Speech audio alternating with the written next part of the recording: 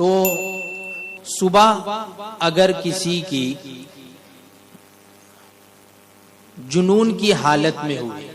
یعنی پاگل پن اس پہ سوار ہے، کچھ ہوش ہی نہیں، بے ہوشی کی حالت، یا زاویہ کبریٰ کے بعد کسی دن ہوش آیا،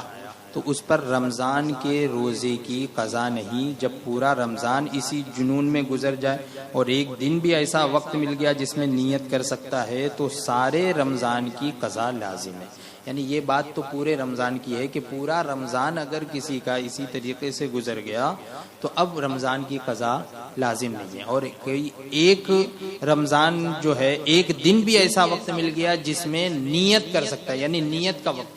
وقت میں نے بتا دیا، تو اب اس کو پورے رمضان کی قضا لازم ہے۔ رات میں جو ہے وہ روزے کی نیت اگر کی جائے تو اس طریقے سے کی جائے کہ میں نے نیت کی کل کے روزے کی، اور دن میں اگر کرے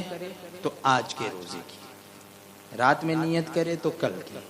جیسے عربی میں کرتے ہیں نویت ان اصوما، تو غدن کا مطلب ہوتا ہے کل، کہ میں نے نیت کی کہ میں روزہ رکھوں گا کل، اور جب دن میں نیت کرے تو الیوم کہے، یعنی آج کا میں روزہ رکھ رہا ہوں، میں روزے سے اس کی نیت کرتا ہوں۔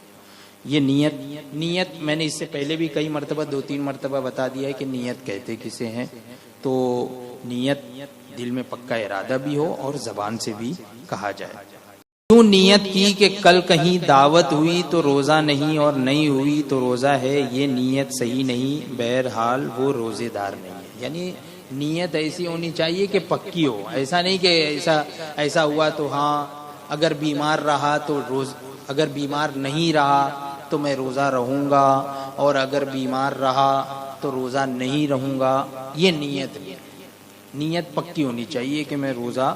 رکھوں گا، تو وہ روزے دار نہیں کہلائے گا اگر اس طرح کی نیت۔ رمضان کے دن میں نہ روزے کی نیت کی ہے نہ یہ کہ روزہ نہیں، اگرچہ معلوم ہے کہ یہ مہینہ رمضان کا ہے تو روزہ نہ ہوا، یعنی کچھ بھی نیت نہیں کی ہے، روزے کی نیت نہیں کی ہے، کہ روزہ رکھنے کی بھی نیت نہیں کی ہے اور روزہ نہیں رکھنے کی بھی نیت نہیں کی ہے، کچھ بھی نیت نہیں کی ہے، اور معلوم ہے کہ یہ مہینہ جو ہے وہ رمضان مبارک کا چل رہا ہے، تو بھی روزہ